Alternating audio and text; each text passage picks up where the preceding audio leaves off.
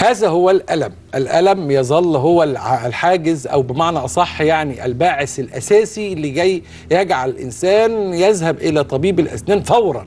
اسمحوا لي طبعا ان انا في هذه الحلقه الهامه جدا ان انا ارحب بلقاء يجمع ما بين الشرق الاقصى والشرق المتوسط، او بمعنى اخر يعني نلتقي علم اكاديمي مهم جدا مع علم تنفيذي تكنولوجي مهم جدا ايضا. اسمحوا لي طبعا نرحب بضيفي الاعزاء. عن يساري طبعا صاحب البيت زي ما بيقولوا، وضيف دائم وصديق عزيز علينا جدا، هو ضيف العزيز القيمه العلميه الكبيره الاستاذ الدكتور شادي علي حسين، استشاري ومدرس طب الاسنان بكليه طب اسنان جامعه عين شمس، دكتوراه وماجستير علاج الجذور بجامعه عين شمس، زميل الكونجرس العالمي لزراعه الاسنان، وعضو الجمعيه الامريكيه لعلاج الجذور، المدرب المعتمد من الجمعيه العالميه لطب الاسنان الرقمي، وطبعا رئيس مجلس اداره مركز شاني هوايت شين. اهلا بك. اهلا بك دكتور. وحشني والله. اسمح لي نرحب بضيفي وضيفك. يعني فعلا اسم كبير طبعا في عالم التكنولوجيا، سواء التكنولوجيا العالمية أو تكنولوجيا في عالم الأسنان طبعا، أو تكنولوجيا صناعة التعامل مع الروت كانال أو مشاكل العصب تحديدا. اسم غني عن التعريف، وطبعا ضيف عزيز عليا جدا، بفتخر ان هو لأول مرة يظهر على الشاشات في العالم، مش بس في المنطقة العربية، في العالم كله، هو مستر شوهي تاكاهاشي، المدير التنفيذي لأحد أكبر شركات صناعة إبر حشو العصب في اليابان. الاسم الكبير. أهلا بيك مستر شوهي. Welcome to Egypt. Thank you very much. It is pleasure to meet you today. Also, I'm glad to stay in Egypt. Yes. First of all, we have Mr. Shohei Takahashi in our program. He is the manager of sales section dental procedure department in Mani Incorporation. He here in Egypt to visit or to evaluate the product in the Middle East especially, and he had visited many centers, many universities, especially the Shiny White Dental Center, and he has a very important experience about these centers activity and the university activity also, and we want to understand first of all the aim of visiting Mr. Shohei to centers, especially in the Middle East, especially in these times. Yeah. You know. Yeah, okay. These times is a very hard time. Yeah, actually, yes, I know. Actually, we have been communicating with Dr. Shadi for 2 years at the exhibition and through our agent here in Egypt. And his comments and recommendations very helpful and scientifically supported. Supported. Very supported. It's a very good appreciation for supporting of one of our doctor and one of our units here in Egypt related to your investment or your industry. Yeah. And actually, his recommendation helps our the development of the new root canal files system. New root canal? Root canal files system. Okay. In fact, this trip to Middle East aimed for launching new root canal file system, which has his recommendations. Such this statement make me think about the pain. Pain is a very irritative symptoms. Patient can't tolerate any pain. Patient tolerate ugly smile, tolerate blackish discoloration around the tooth. Losing tooth is not important, but pain is very irritant. Yeah. And this pain is related to root canal, root canal inflammation. Yeah. فهو يبقى هذا السؤال المهم. معلش طبعا انا هعمل لكم فرانكو عربي كتير فاستحملوني.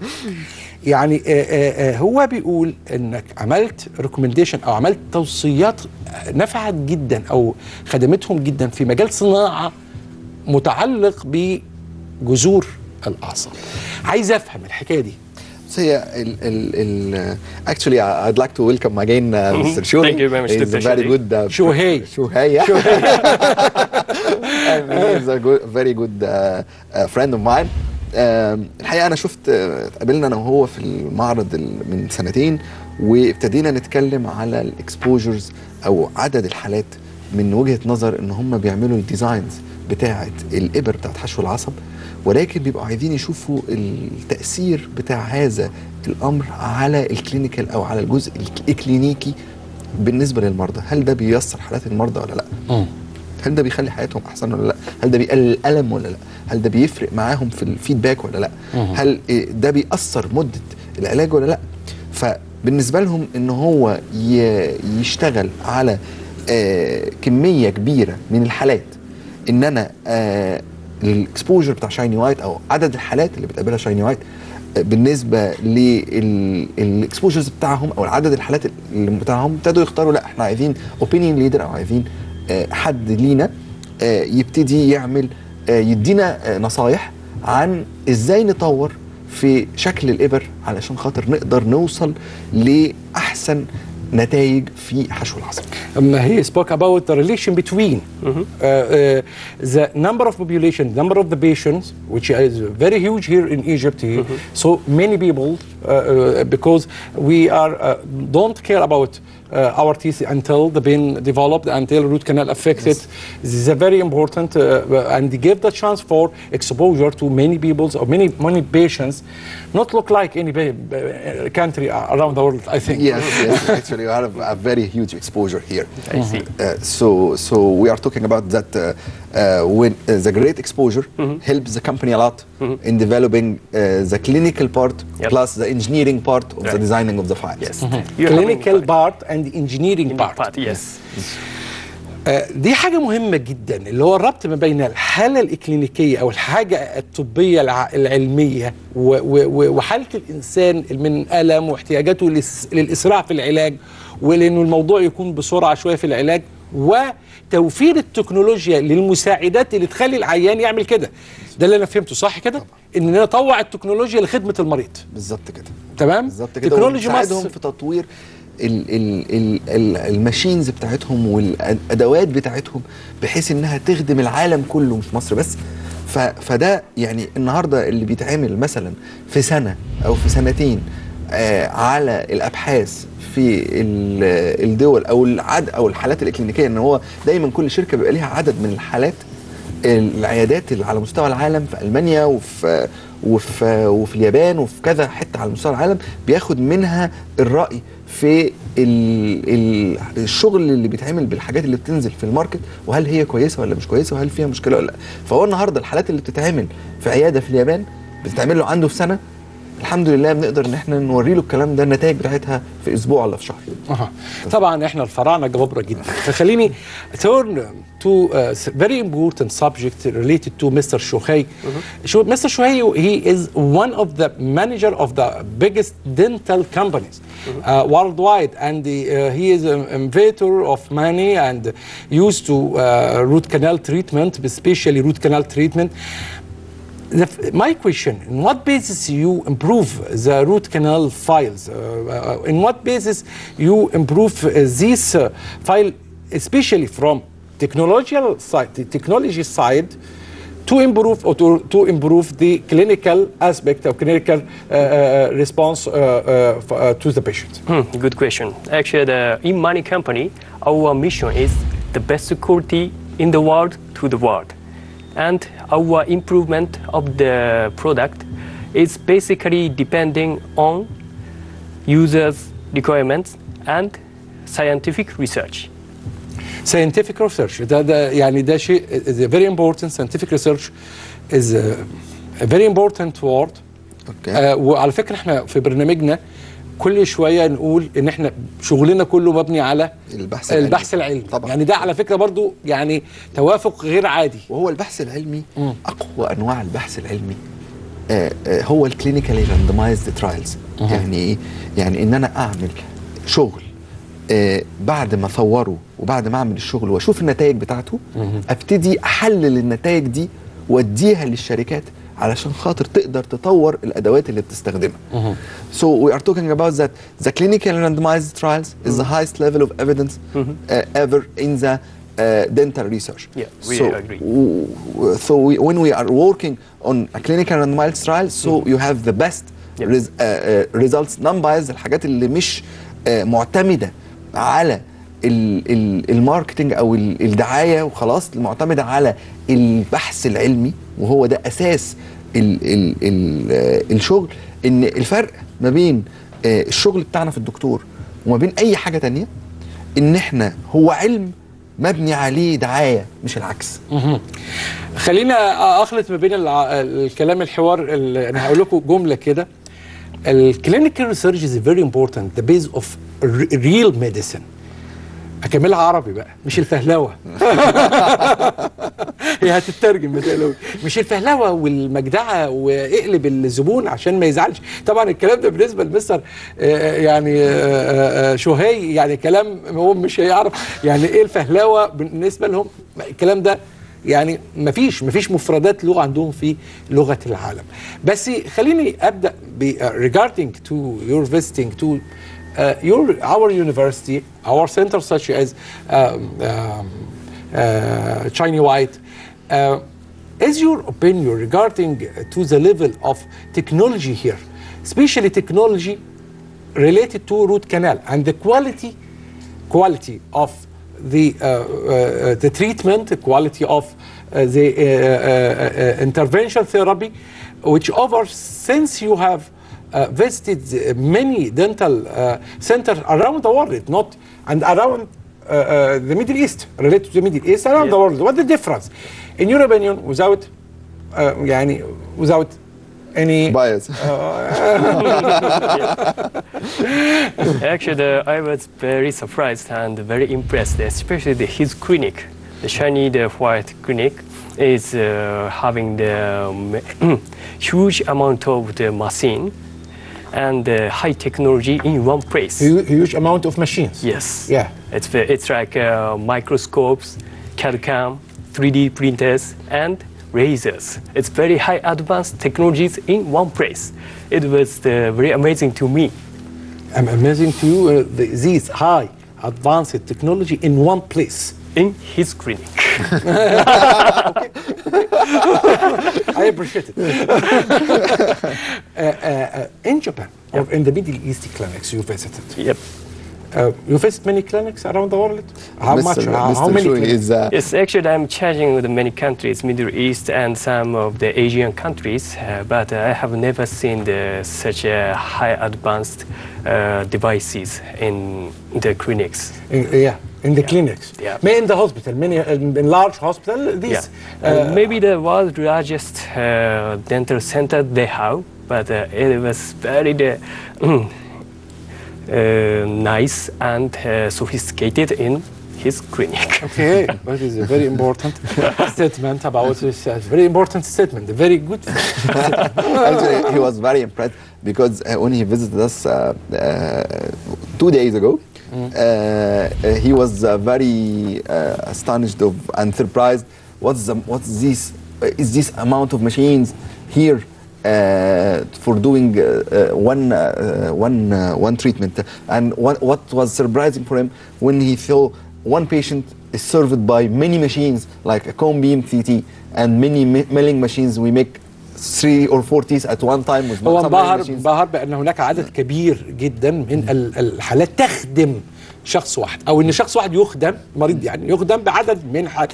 هو هنا عجبني قوي يعني وانت بتقول التعبير ان one patient serving by many machines يعني انه فكره انه المريض يخدم بهذه الماشينز مش يعني مش الماشينز دي استعراض عليه. لا طبعا ما انا عشان بس ايه احنا بننزل للفكر بعض الافكار مثلا اللي ممكن يكون يقول لك ايه طب وانا ما هعمل كومبيم ليه؟ اعمل سي تي ليه؟ يعني مثلا ما انا رايح اعمل روت كده انا دي السنه بتوجعني وانا عايز اعمل السنه دي. طب عايزين نقلب الموضوع نتكلم شويه عملي. كويس. عشان برضو ناخد رايه في الكلينيكال ابروتش. يعني what we will exposure certain videos, certain picture to evaluate you or to approach your opinion about how it work, how this work is good or bad. And the level, actually, we are preparing a surprise for you that we are making a real life case from Shiny White. From A to Z, not only to see the machines and the clinics, but to see a live case and to see the quality of the work. And we would like to have your opinion about these live cases, and you tell us how is the standard for this in relation to other countries in the world. Regarding to the global standard generally, the global standard, we searching for evaluate or comparison between our standard, what we will show, and the global standards. Okay? And this one was a case with بالعربي. okay. هو اساسا شايفها. الحالة دي كان فيها 6 أسنان، الحقيقة كان فيهم حشو أبيض وفي تحتيه تسويس، والحشو واصل للعصب، والعيان كان في ألم شديد جدا، وال6 أسنان كان مش متخيل إن هم ممكن يخلصوا في جلسه واحده. ال6 كان فيهم مشاكل في العصب، 6 كان فيهم حشو عصب، و6 كان فيهم حشوات كبيره جدا. يمكن اللي احنا شايفينه ده جزء كبير جدا من الحشو، جزء كبير منه حشو ابيض، يعني اللاين البني ده هو عباره عن تسويس حوالين حشو العصب، حوالين حشو الابيض اللي موجود. وطبعا انا من الناس اللي انت عارف ما بتعترفش قوي بالحشو الابيض في الاسنان الاماميه، فدايما بيحتاج رعايه وبيحتاج ان هو يتغير كل فتره، فعشان كده ما بحبوش. فهي الحاله فضل يسوس تحت الحشو لحد ما وصل لمرحله ان هو وصل للعصب. Mr. Shohei is a 6 root canal, 6 front teeth with inflammation affecting root canal. Need to treat it all. The patient severe or suffer from severe pain, and انت هتصلح كل ال6 دول. Yeah, we will make a 6 root canal treatment for these 6 teeth. We will make a preparation for them. A laser gingivectomy. Is it a syringe? It's difficult. It's difficult. Six teeth in front is very difficult. I think. اصل يعني 6 سنين لما كنا بنشرح الحاله دي عادي، يعني 6 سنين هنعمل 6 سنين ايه المشكله؟ و10 لا يعني هو بالنسبه له لا 6 teeth. It is a severe case of neglection. The patient neglect his teeth. His teeth, yeah, he doesn't care about his teeth. They don't care about it. They don't care about it Because it is a rare in Japan. Even one teeth, it's very difficult to do the root canal treatment. يعني حتى سنه واحده تعتبر علاجها بالروت كانال عمليه مش سهله، يعني عمليه مش سهله. بس بقول لك 6 دي حاجه حشو عصب، وال6 هيتعمل لهم ليزر، وال6 هيتعمل لهم كفرز، وهيتعمل له كمان في الاخر سمايل ديزاين، وكل ده ان شاء الله في جلسه واحده. ماشي وتفر. خلينا نقول احنا دخلنا نعمل الروت كمان. ايه بقى التكنولوجيا اللي وفرتها ماني ليك في التريتمنت بتاع الروت كانال، في العلاج للروت كانال؟ الحقيقه هم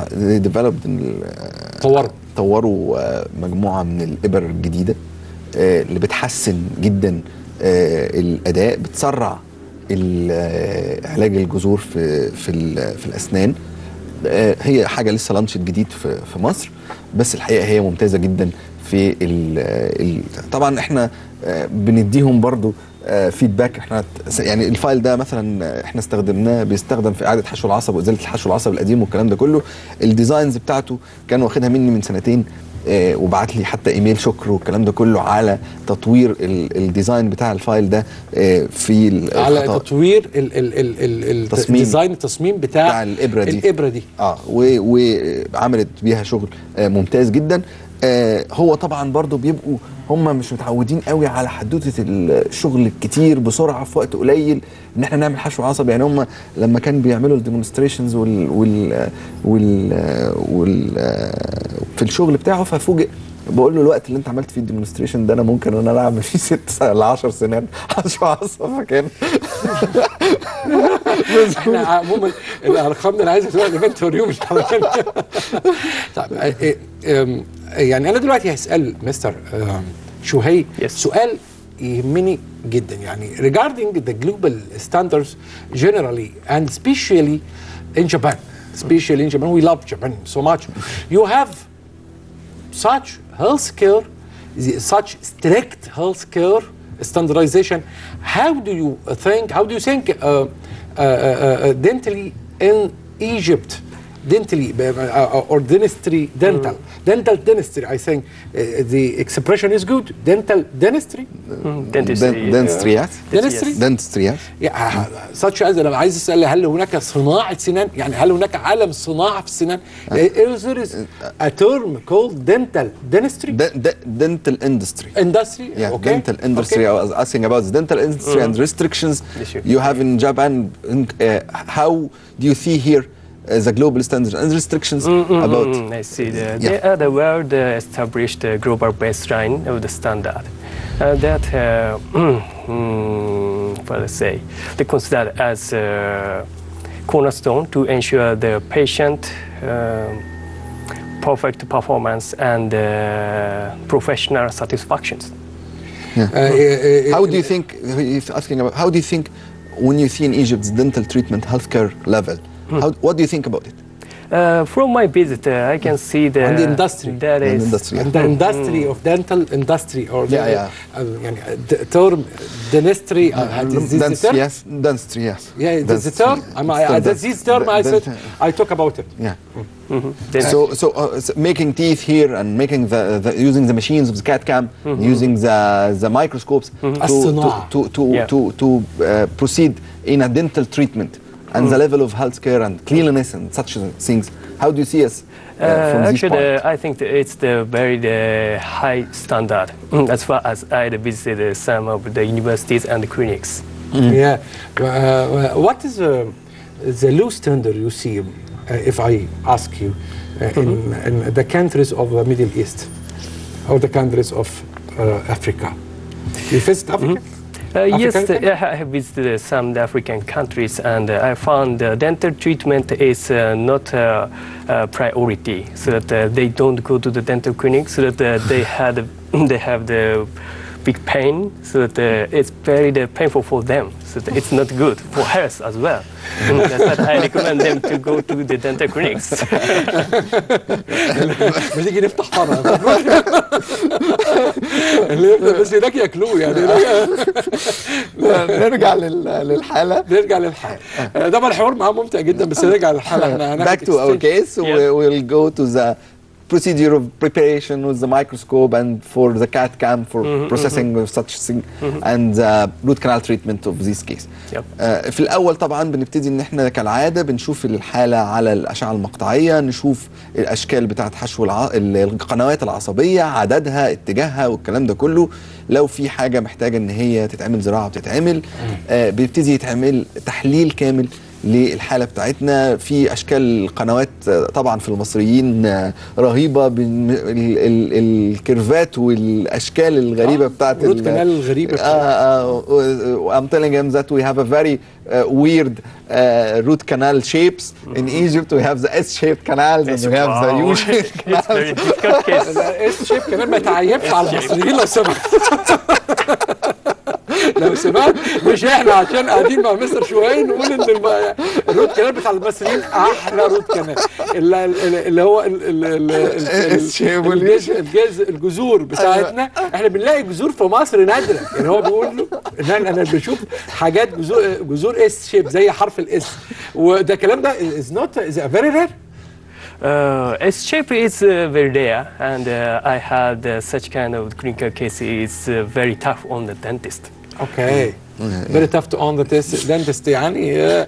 لكن احنا هنا هوت جامدين بنتعامل مع اليو شيب. هو في روت كانال يو شيب يعني لفه عامله زي الخطافه. خطافه سناره. اول حاجه لكن خليها ماشيه خطافه.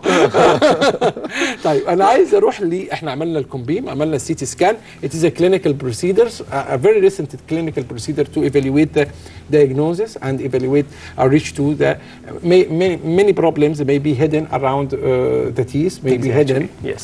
For the CAD CAM analysis, COMBEAM analysis, for the anatomy of the teeth and the curvature, number of canals and number of orifices and number of foramina, etc. طبعا عدد الحاجات اللي ممكن نفاجئ بيها واحنا بنكشف على العيان ما تبانش لكن تبان في الاشعه المقطعيه بالظبط. وده بيفرق في رايي الطبي اللي بيفرق ما بين الشخص والتاني. الحقيقه ده التحضير برضو بتاع الاسنان بالميكروسكوب. عملنا الست اسنان، الحاله دي كانت 6 اسنان حشو عصب باستخدام الميكروسكوب، وتنظف بالابر النيكل تيتانيوم الحديثه دي. وبعد كده بنبتدي نعمل حشو العصب السائل، نملى القناه بشكل ثلاثي الابعاد، وبعدين نبتدي نحضر. الاول ده يمكن ده اتعملت بالليزر اللثه والكلام ده كله زي ما احنا متعودين مع بعض دايما. ونعمل الفينيشنج.